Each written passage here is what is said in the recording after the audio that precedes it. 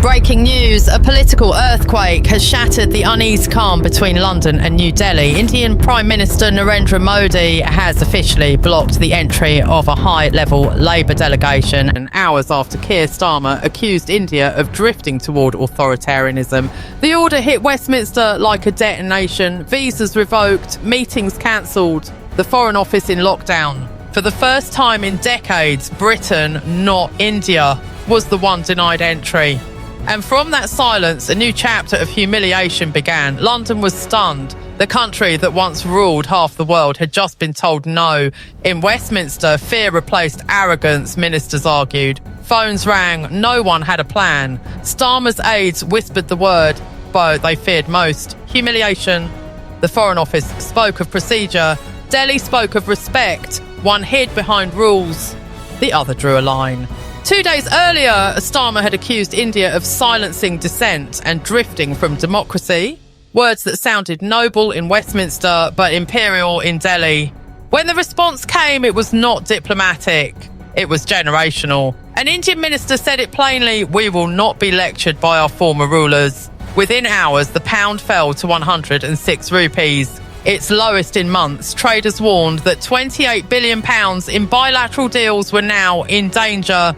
British exports to India, worth over £12 billion a year, hung in the balance. In Delhi's parliament, applause thundered. This is not defiance. This is independence. For decades, Britain had spoken down to India with the tone of a tutor. Tonight, the students slammed the door on the classroom. The clash did not begin with visas. It began with memory. Britain once called itself the world's teacher. Yet from Bengal's famine to Delhi's railways, it took far more than it ever gave the empire ended on paper, not in tone. Every lecture from London still carried the weight of entitlement. Then Starmer spoke, not of trade, but of virtue. He tried to sound moral, he only sounded imperial. His lecture landed in Delhi like an echo from another century. Modi answered not as a student, but as a sovereign. Respect is not a courtesy, his office said, it's a condition. The numbers told the story better than words. India's GDP now exceeds Britain's by over $700 billion. Its population is more than 20 times larger. Its defence budget has doubled in a decade. One preached virtue, the other proved strength. London spoke of principles. Delhi spoke of power. This was never about trade. It was about who leads the century. The empire that once drew the map now finds its borders redrawn. The palace said nothing, not a statement, not a word. While ministers searched for blame, the king stayed still, the last figure of dignity in a government of noise. Inside Buckingham, aides whispered that His Majesty had reached out privately to Delhi. No threats, no anger, only caution. He understood what his ministers did not. This was not a diplomatic bruise, it was a fracture in history. Across Europe, papers called it Britain's quietest collapse. The world had moved on. Westminster had not. Its speeches sounded like echoes from a museum. Even within the palace, unease spread.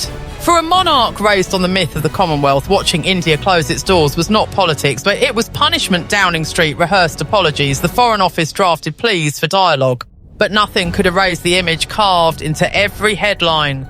A kingdom once obeyed, now waiting to be acknowledged. And above that silence, the king remained, still crowned, but no longer obeyed.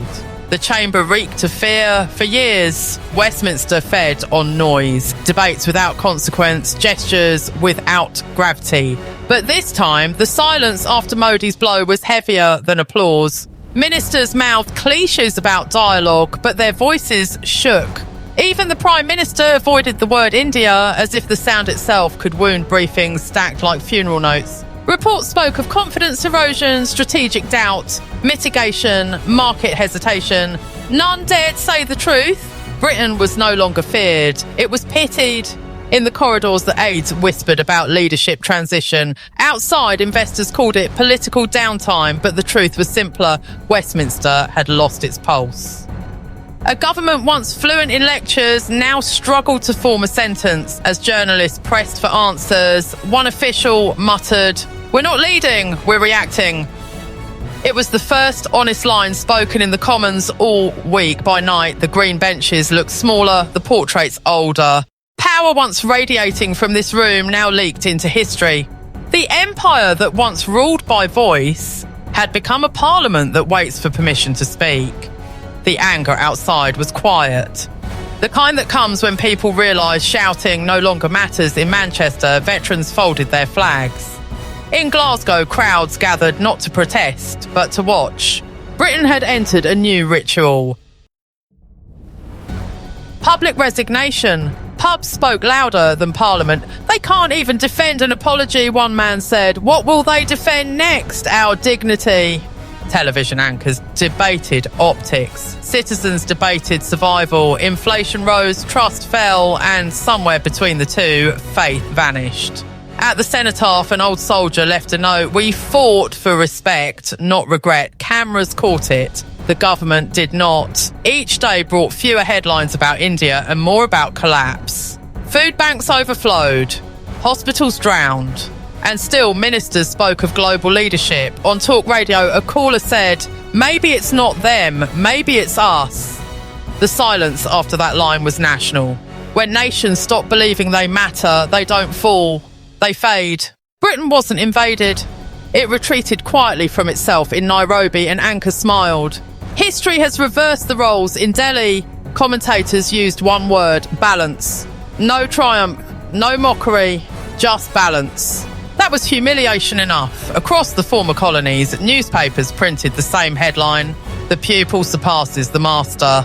The symbolism required no explanation. At the BBC, editors debated. Tone one said, it's just optics. Another replied, optics are power now. Even in Washington, think tanks murmured that Britain's relevance is now ceremonial.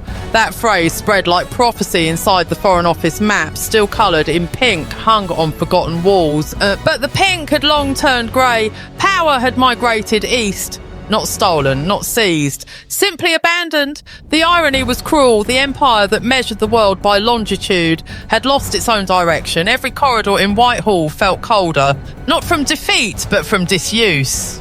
By the end of the week, India signed a new digital alliance with Tokyo and Seoul. The world applauded. London issued a statement history didn't notice. In classrooms, teachers spoke of the empire as myth. To students, it sounded fictional. Kings, colonies, ships.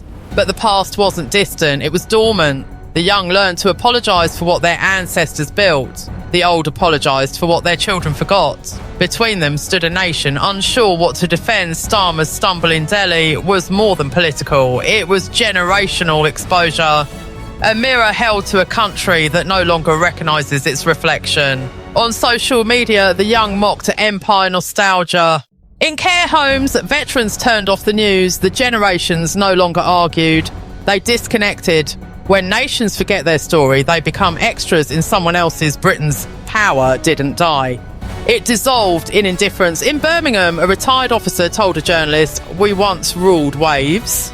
Now we drown in self-doubt."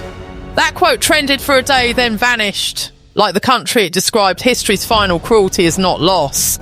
It's irrelevance. Empires end twice. First in conquest, then in memory. And Britain was running out of both. While Westminster argued over tone, Delhi was redrawing maps. India, Brazil, Japan and the Gulf formed a digital trade corridor that bypassed London entirely. The new headlines read, "Partnerships without patrons." The century had turned, and not with war but with choice. Nations, once bound by British treaties, now wrote their own.